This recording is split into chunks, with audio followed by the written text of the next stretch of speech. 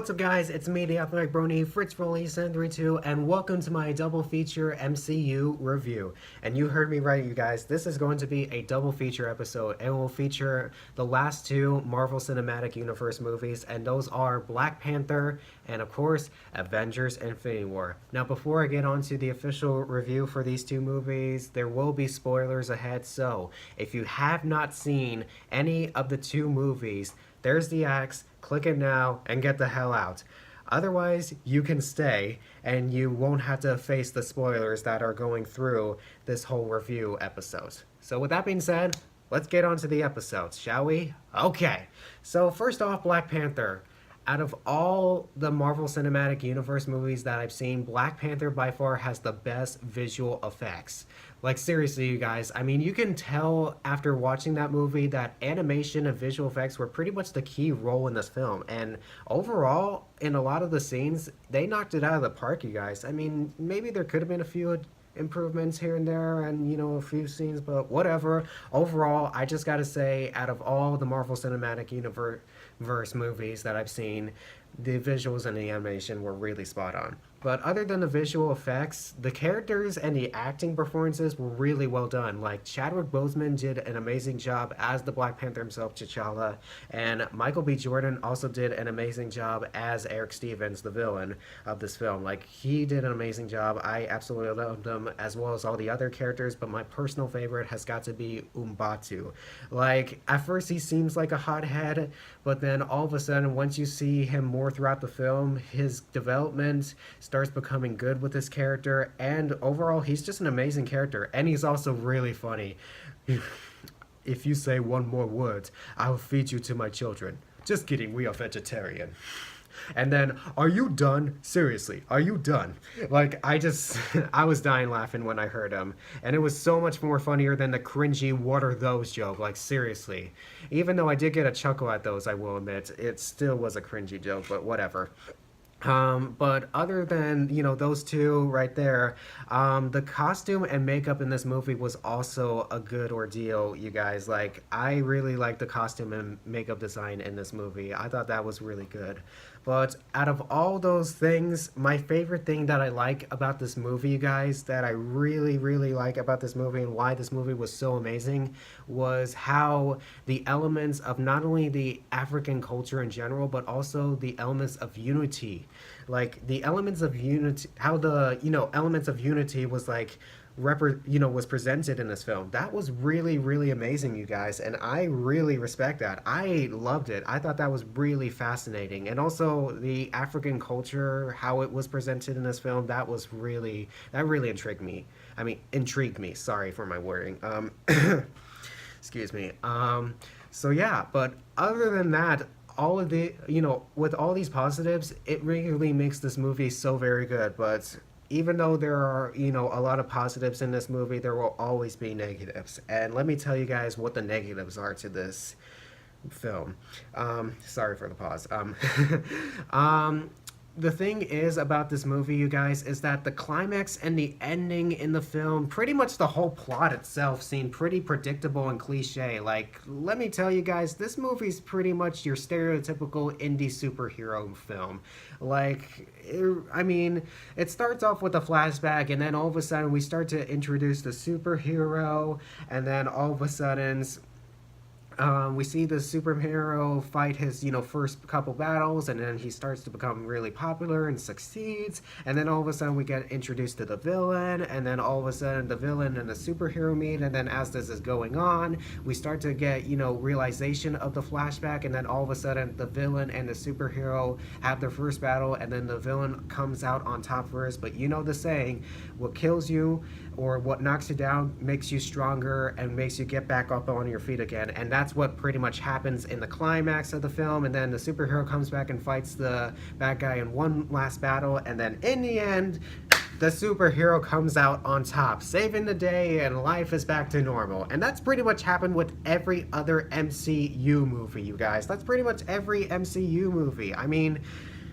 especially the fact that since the Avengers Infinity War trailer was released when this movie came out, you pretty much know what happens throughout this movie. But overall, it was still fun to enjoy. I mean, the only thing that's, left unexplained is the villain's fate. And spoiler alert, he dies. Michael B. Jordan's character dies, which I gotta say was not really, it was actually more sad than, enjoyable or, happy that, yay, the day's saved. Like, it was actually pretty sad because he actually seemed like the type of villain that you would actually want to forgive him for his crimes. Especially the fact that since the guy is actually T'Challa's cousin, like, that would have been so cool. Like, imagine if he actually would have forgave himself or, if he was forgiven and he was now a good guy, that would have been just like Thor and Loki. Except this time, blood family members actually working together in Infinity War. Like, that would have been so amazing because, Loki and Thor, Loki's adopted, so that's the reason why. So, yeah, but overall, I thought it was still a fun movie to watch, and if I had to give a rating, I give it an 8.75 out of 10. Now, with that being said, let's get on to Avengers Infinity War, and let me tell you guys, oh my god. What the fuck did I just watch? Oh my god, like seriously. And fun fact, the only spoiler that I received before I even saw this film was actually the fact that this movie was part one of two movies. But what I thought was going to happen was the fact that the Avengers were, all the Avengers superheroes were going to defeat Thanos, but he was still had such, amount of power that he was going to come back again in the second movie. But no, that's not what happened, you guys. Completely the opposite. What actually happened was his plan was fully achieved. For the very first time, a villain's plan was fully achieved, and this superhero film turned out to be a grimdark. Oh my gosh. And for those of you guys don't know, I am a fan of grimdarks, but that only comes out to MLP fanfics or fanfics in general, not movies. I hate grimdark movies because most of them involve found footage horror films. Like, seriously, no one wants to see the freaking, grimdark found footage film where, everyone dies. Like, oh my god, it's a waste of money. I hate those. Those bore me to death.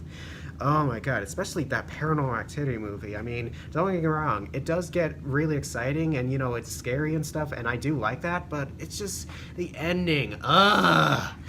When is there a time where we finish the job? Oh my god, like, seriously.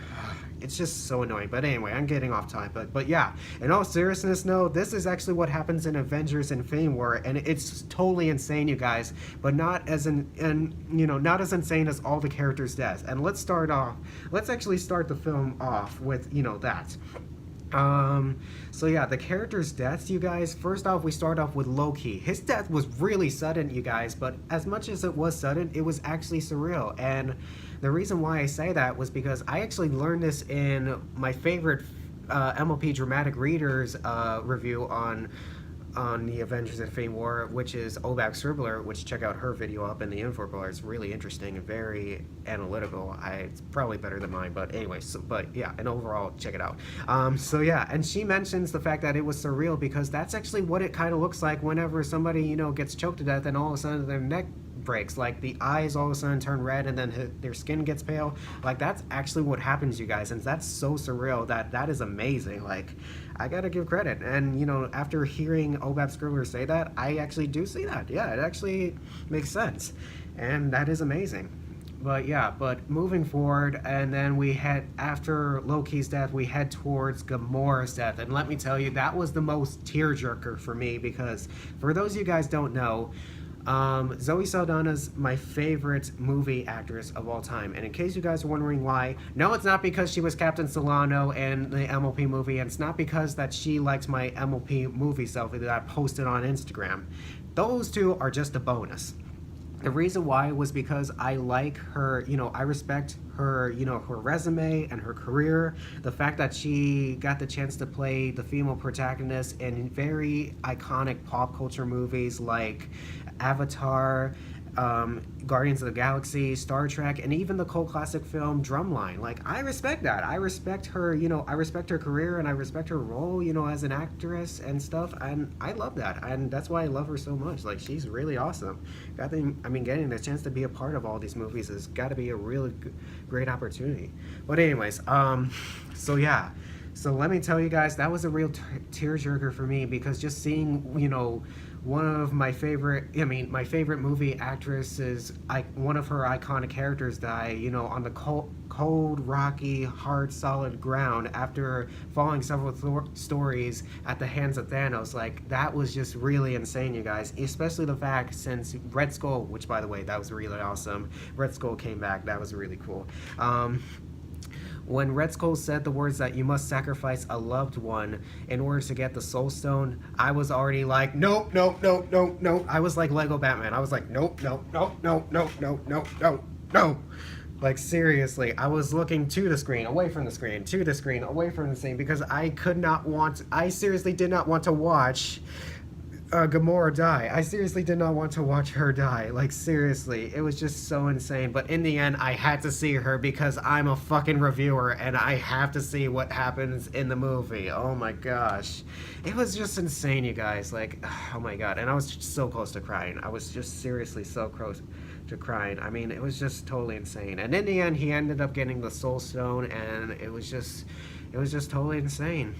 And not only that, you guys, but after that death, we move on toward the whole what the fuck moment in this whole movie, the whole disintegration scene, like, where literally half of the universe disintegrates, and this includes, like, the new Avengers. Like, pretty much the only people that survive in this movie is the old Avengers and Umbatu, T'Challa's general, which I forgot her name, sorry, Rocket, and Nebula. That was pretty much the only people that survived. Oh, and Iron Man's sidekick, of course.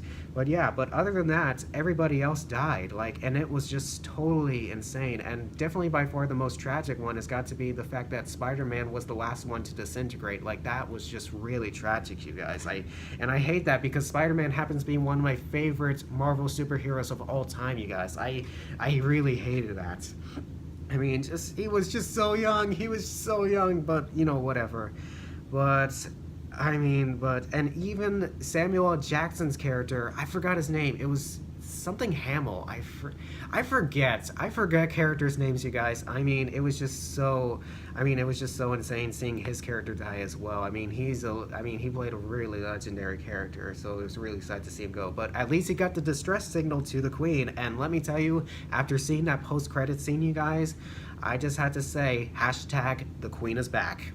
And I cannot wait to see what happens in 2019, you guys. It's going to be so awesome to see part 2 of Avengers Infinity War.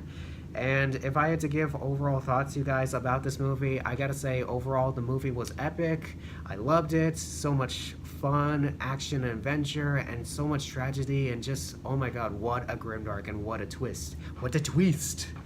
And if I had to give a rating, I give it an 8.75 out of 10. And if you guys had to ask me which movie do I like better, this one or Black Panther, I would obviously go with this one because this is just, a bigger project, and, overall it was just, so very good, and, totally worth the wait, you guys. It was just totally worth the wait. But anyways, that's my review on Black Panther and Avengers Infinity War. I hope you guys enjoyed my MCU double feature review. Thumbs up if you like it, thumbs down if you dislike it, which please don't. I already had enough dislikes from the last episode. I mean, seriously, 7 likes and 16 dislikes. Come on, guys, I'm trying my best. I'm trying my best. But oh well, be sure to subscribe, check out my movie review series, and as a bonus, check out my last video, which features my 5-year YouTube channel anniversary special, which features, my performance / cover of Black Griffin's Academy. And fun fact, you guys, this actually took place on my graduation, so be sure to give that one a thumbs up as well. And also, click on the bell and all as well, and be sure to follow me at FritzRolle732 on Instagram, and be sure to give all those photos a heart, you guys. Like, seriously, I make really cool photos. But that's just my own opinion, but whatever.